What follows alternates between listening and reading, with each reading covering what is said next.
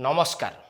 एबे ओडिशा राजनीति रे बिजू बाबू आउ बिजू लिगासी को लेकिन जोरदार आलोचना चली। प्रमुख गणमाध्यम गुड़िकरे ए नहीं कि वितर्क भी आपण माने देखुथिबे। आउ यारी भितरे ओडिशार किछि राजनैतिक ज्योतिष अछंती जो माने भविष्यवाणी भी कर सारिलेनी। तथाकथित बिजू प्रेमी जो माने एबे सामना को आसुछंती एकाठी होइचंती विजय महापात्र, दिलीप राय, प्रभात त्रिपाठी, सौम्यरंजन पट्टनायक एमाने काले आगो को बिजू लिगासी को छड़े नहीं जिबे बीजेडी ठारू एई प्रकार गोटे धारणा तैयारी होबार लागिछि। ए नै कि मु किछि निर्दिष्ट प्रश्न कृत्रिम बुद्धिमत्ता को व्यवहार करिकि पचारिली ग्रॉक आउ चैटजीपीटी को। एई कृत्रिम बुद्धिमत्ता ए प्रश्न गुड़िकर उत्तर कौन देइछंती? प्रकृत में तथाकथित बिजू प्रेमी नेता माने बिजू लिगासी को छड़े नहीं पारिबे कि बीजेडी ठारू? ए बाबद विश्लेषण करवा आज एडिटोरियल। गणमाध्यम रे अनेक गुड़िए खबर आपण देखुचंती, वितर्क भी देखुचंती, राजनैतिक ज्योतिषंकर भविष्यवाणी भी शुणुचंती जे आउ किछि दिन भितरे बिजू लिगासी को छड़े नेबे किछि राजनेता। से माने किए? विजय महापात्र, दिलीप राय, सौम्यरंजन पट्टनायक, प्रभात त्रिपाठी। किंतु आज दिन में ओडिशार राजनैतिक स्थिति जहाँ रही प्रकृत में यही तथाकथित बिजू प्रेमी नेता माने जदि एकाठी हुंती बिजू लिगासी को छड़ेबार प्रक्रिया आरंभ करती ताहले एथिरे माने सफल हेबे कि? एमती किछि निर्दिष्ट प्रश्न मु पचारिली प्रथमे ग्रॉक को, कारण ग्रॉक होउचे एक आर्टिफिशियल इंटेलिजेंस बा कृत्रिम बुद्धिमत्ता। मोर जो प्रथम प्रश्नटी ग्रॉक उद्देश्य रे थिला जे एई नेता माने बिजू लिगासी को बीजेडी ठारू छड़े नहीं पारिबे कि? ग्रॉक तार कौन उत्तर देछि ताकु टिके बुझिबाकु चेष्टा करंतु। स्पष्ट भाव में ग्रॉक मना करिदेला जे दिलीप राय, विजय महापात्र, सौम्य पट्टनायक, प्रभात त्रिपाठी एमाने बिजू लिगासी को बीजेडी ठारू छड़े नहीं पारिबे नाही आज दिन में। एई कथा ग्रॉक कहिला। एक कथा भी कहिला जे माने बिजू लिगासी को लेकिन पाटितुंड करि पारंती, समालोचना करि पारंती, भय सृष्टि करि पारंती, किंतु छड़ेइबा आज दिन में संभवपर नुहे। कारण एमानक व्यक्तित्व आधार रे, एमानक राजनैतिक इतिहास आधार रे एई प्रकार गोटे उत्तर रखिछि ग्रॉक।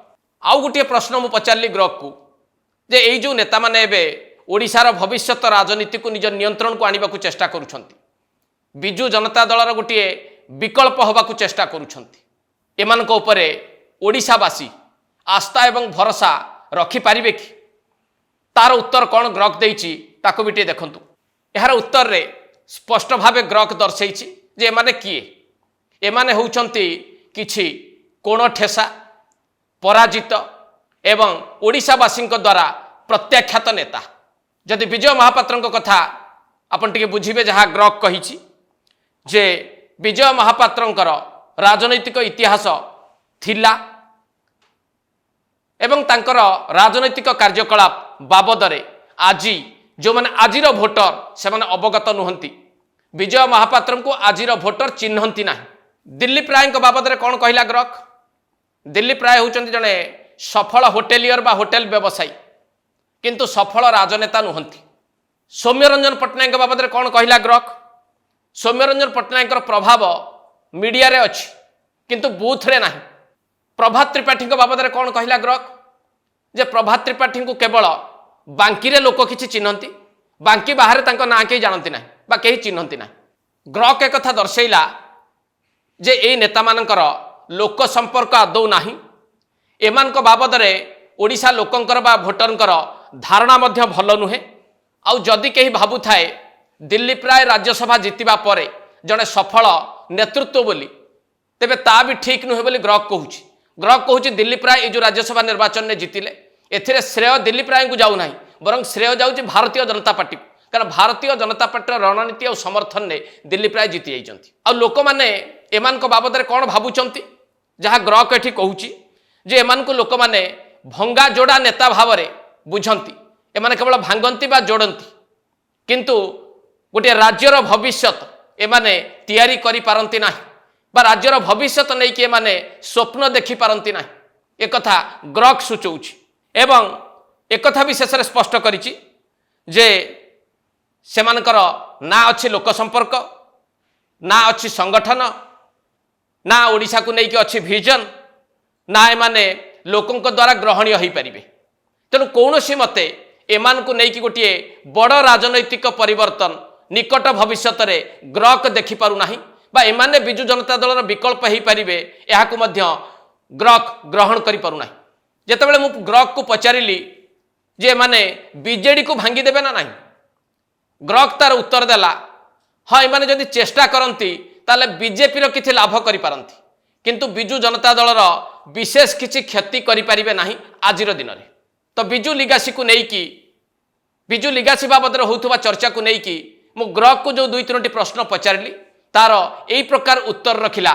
ଗ୍ରକ ସେଇଭଳି ସମାନ ପ୍ରଶ୍ନ ମୁଁ ପଚାରିଲି ଆଉ ଗୋଟିଏ ଏଆଇ ଚାଟଜିପିଟିକୁ ଚାଟଜିପିଟି କ'ଣ ଉତ୍ତର ଦେଇଛି ତା ବି ଟିକେ ଦେଖନ୍ତୁ ଚାଟଜିପିଟିକୁ ଯେତେବେଳେ ମୁଁ ପଚାରିଲି ଯେ ବିଜୁ ଲିଗାସିକୁ ବିଜେଡି ଠାରୁ ଏ ନେତାମାନେ ଛଡ଼େଇ ନେଇପାରିବେ ନା ନାହିଁ ଚାଟଜିପିଟି କହୁଛି ଯେ ହଁ ଏମାନେ ଚେଷ୍ଟା କରିବେ ଚେଷ୍ଟା କରୁଛନ୍ତି ବୋଲି ଚର୍ଚ୍ଚାରେ ରହିବେ କିନ୍ତୁ ବିଜେଡି ବା ନବୀନ ପଟ୍ଟନାୟକଙ୍କ ଠାରୁ ବିଜୁ ଲିଗାସି ଛଡ଼େଇବା ଏମାନଙ୍କ ପାଇଁ କଷ୍ଟକର ବ୍ୟାପାର ବା ଦୁରୂହ ବ୍ୟାପାର ଅର୍ଥାତ୍ ଏମାନେ ଏତେ ଶୀଘ୍ର ବା ଏତେ ସହଜରେ ବିଜୁ ଲିଗାସିକୁ ବିଜେଡି ଠାରୁ ବା ନବୀନ ପଟ୍ଟନାୟକଙ୍କ ଠାରୁ ଛଡ଼େଇ ପାରିବେ ନାହିଁ ସେଠୁ ମୁଁ ପୁଣି ପଚାରିଲି କାହିଁକି ଏମାନେ ଛଡ଼େଇ ପାରିବେ ନାହିଁ ତାର କାରଣ କ'ଣ ମୋତେ ଟିକେ ବୁଝା ସେଠୁ ଚାଟଜିପିଟି ମୋତେ ବୁଝେଇଲା ଯେ ଏମାନଙ୍କର ଆଇଡିଓଲୋଜି ନାହିଁ ବାରମ୍ବାର ଏମାନେ ଦଳ ପରିବର୍ତ୍ତନ କରନ୍ତି ଏମାନଙ୍କ ପାଖରେ ସ୍ଥିର ନେତୃତ୍ୱ ଦେବାର କ୍ଷମତା ନାହିଁ ଏବଂ ଆଜି ଦିନର ଯୁବ ଭୋଟର ଏମାନଙ୍କୁ କେହି ଚିହ୍ନନ୍ତି ନାହିଁ ବା ଜାଣନ୍ତି ନାହିଁ ଏମାନଙ୍କ ବାବଦରେ ଆଉ ଗୋଟିଏ କଥା କହିଲା ଚାଟଜିପିଟି ଯେ ଏମାନେ କେବଳ ଅସ୍ଥିର ନେତୃତ୍ୱ ସେ କଥା ନୁହେଁ ବା ପ୍ରମାଣିତ ହୋଇଛି ତାହା ନୁହେଁ ବରଂ ଏମାନେ ଅତ୍ୟନ୍ତ ସୁବିଧାବାଦୀ ଆଉ ସ୍ୱାର୍ଥପର ନେତୃତ୍ୱ ବୋଲି ଏମାନଙ୍କର ରାଜନୈତିକ ଇତିହାସ ବୟାନ କରୁଛି ଏହା ଚାଟଜିପିଟି କହୁଛି ଏକଥା ବି ଚାଟଜିପିଟି କହୁଛି ଯେ ଏଇ ଯେଉଁ ନେତା ବିଜୟ ମହାପାତ୍ର ଦିଲ୍ଲୀପ ରାୟ ସୌମ୍ୟରଞ୍ଜନ ପଟ୍ଟନାୟକ ପ୍ରଭାତ ତ୍ରିପାଠୀ ଏମାନଙ୍କର ରାଜନୈତିକ ଇତିହାସ ଯାହା ଦର୍ଶାଉଛି ଯେ ଏମାନେ ଏତେ ଶୀଘ୍ର ବିଜେଡିକୁ ଦୁର୍ବଳ କରିପାରିବେ ନାହିଁ ବିଜେଡି ଠାରୁ ବିଜୁ ଲିଗାସି ଛଡ଼େଇ ପାରିବେ ନାହିଁ ଏବଂ ବ୍ୟକ୍ତିଗତ ଭାବେ ଯାହା କହିଛି ଚାଟଜିପିଟି ତାହା ମଧ୍ୟ ଏହିପରି ଯେ ବିଜୟ ମହାପାତ୍ର ସେ କେବଳ ନିଜ ଅଞ୍ଚଳରେ ଏବେ ସୀମିତ ବା ଉପକୂଳ ଓଡ଼ିଶାରେ କିଛି ଲୋକଙ୍କ ପାଖରେ ତାଙ୍କର ପରିଚୟଟି ଆଉ ଅଛି ଦିଲ୍ଲୀପ ରାୟ ସେ କେବଳ ପଶ୍ଚିମ ଓଡ଼ିଶାରେ କିଛି ଜାଗାରେ ସୀମିତ ହେଇକି ଅଛନ୍ତି ବା କିଛି ଲୋକ ତାଙ୍କୁ ଚିହ୍ନୁଛନ୍ତି ତାହା ପୁଣି ସଫଳ ବ୍ୟବସାୟୀ ଭାବରେ ରାଜନେତା ଭାବରେ ସେତେ ଅଧିକ ନୁହେଁ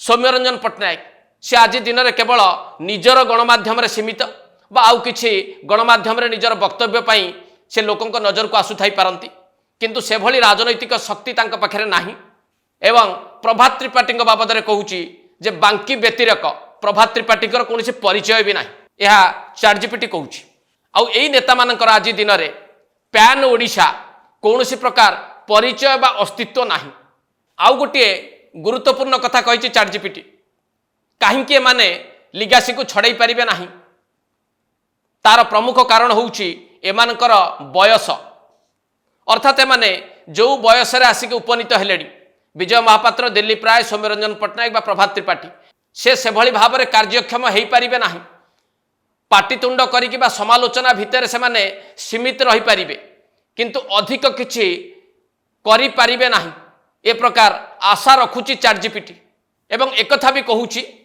ଯେ ଏମାନଙ୍କର ରାଜନୈତିକ ଇତିହାସ କହୁଛି ଏମାନେ ସବୁବେଳେ କ୍ଷମତା କେନ୍ଦ୍ର ଉପରେ ହିଁ ନଜର ଥାଏ ଏମାନଙ୍କର କ୍ଷମତା କେମିତି ଦଖଲ କରିବୁ ସେଇ ଚିନ୍ତାଟି ସେମାନେ କରନ୍ତି ସେମାନେ ଫ୍ୟୁଚର ଆର୍କିଟେକ୍ଟ ନୁହନ୍ତି ଭବିଷ୍ୟତ କେମିତି ତିଆରି ହେବ ଭବିଷ୍ୟତକୁ କେମିତି ଗଢ଼ାଯିବ ଏ ବାବଦରେ ସେମାନଙ୍କ ପାଖରେ ଆବଶ୍ୟକୀୟ କୌଣସି ଗୁଣ ନାହିଁ ବୋଲି ଚାଟଜିପିଟି କହୁଛି ଏମାନଙ୍କ ଇତିହାସ ବାବଦରେ ଚାଟଜିପିଟି କ'ଣ ସୂଚାଉଛି ଯେ ସମସ୍ତେ ହେଉଛନ୍ତି ପରାଜିତ ପ୍ରତ୍ୟାଖ୍ୟାତ ନେତା ଲୋକଙ୍କ ଦ୍ୱାରା ଲମ୍ବା ସମୟ ଧରି ଗ୍ରହଣୀୟ ହୋଇପାରୁନାହାନ୍ତି ଆଉ ଏମାନେ ସମାଲୋଚନା କରିପାରନ୍ତି କିନ୍ତୁ ସମାଲୋଚନାରେ ନିର୍ବାଚନ ଜିତି ହେବ ନାହିଁ ନ୍ୟାରେଟିଭରେ ନିର୍ବାଚନ ଜିତି ହେବ ଆଉ ନ୍ୟାରେଟିଭ ସେଟ୍ କରିବା ପାଇଁ ଏମାନଙ୍କ ପାଖରେ ଅବସର ବି ନାହିଁ ଚାଟଜିପିଟିକୁ ମୁଁ ପୁଣି ପଚାରିଲି ଯେ ଏମାନେ ଲିଗାସିକୁ ଯଦି ଛଡ଼େଇ ପାରିବେ ନାହିଁ ବିଜେଡିକୁ ଭାଙ୍ଗି ପାରିବେ ନା ନାହିଁ ତାର ଉତ୍ତର କ'ଣ ଦେଲା ଚାଟଜିପିଟି ChatGPT तार उत्तर देला जे एमानक पाखरे प्लाटफर्म टीए नाही, एमानक पाखरे संगठन टीए नाही, एमानक भितरु कहीं जड़े चारिस्मेटिक लीडर भी नुहंती, एमानक पाखरे बीजेडी रो अल्टरनेटिव गवर्नेंस मॉडल टीए भी नाही। तो यही जो 4 जन एकाठी होउचंती बा एमानक सहित आउ किछि नेता एकाठी होउचंती, एमाने केवल समालोचना करि पारंती, भयटीए सृष्टि करिवार उद्यम करि पारंती बीजेडी बा बीजेडी नेतृत्व मनरे, किंतु एमाने सफल हेई पारिबे नाही, ना लिगासी छड़े पारिबे ना बीजेडी को भांगी पारिबे। एक कथा स्पष्ट भाव में सूचित करुछि ChatGPT। परिशेष रे मु एतिकी आपनक पाखरे स्पष्ट करदेवाकू चाहे, जो बिजु लिगासी को लेकिन वर्तमान चर्चा आलोचना होउची, तथाकथित बिजु प्रेमी नेता जो माने रहिले विजय महापात्र, दिलीप राय, सौम्यरंजन पट्टनायक, प्रभात त्रिपाठी और अन्य माने जो माने एकाठी होउचंती, एमाने कौन करिपारिबे, बिजु लिगासी को छड़ाई पारिबे कि नहीं, बीजेडी को भांगी पारिबे कि नहीं, ए बाबद जो प्रश्न गुड़िक मु पचारि तार जहा उत्तर मिलिला कृत्रिम बुद्धिमत्ता बा आर्टिफिशियल इंटेलिजेंस जरिया ताकू मु आपण सामने रखिली। एथिरे मोर कौनसी निजस्व मतामत नाही, आपण चाहिए मध्य समान प्रश्न पचारि पारिबे, कृत्रिम बुद्धिमत्तार व्यवहार करि पारिबे एवं ए उत्तर ठीक कि भूल ताकू मध्य परीक्षा करि पारिबे। एट शेष करबा आज एडिटोरियल को नमस्कार।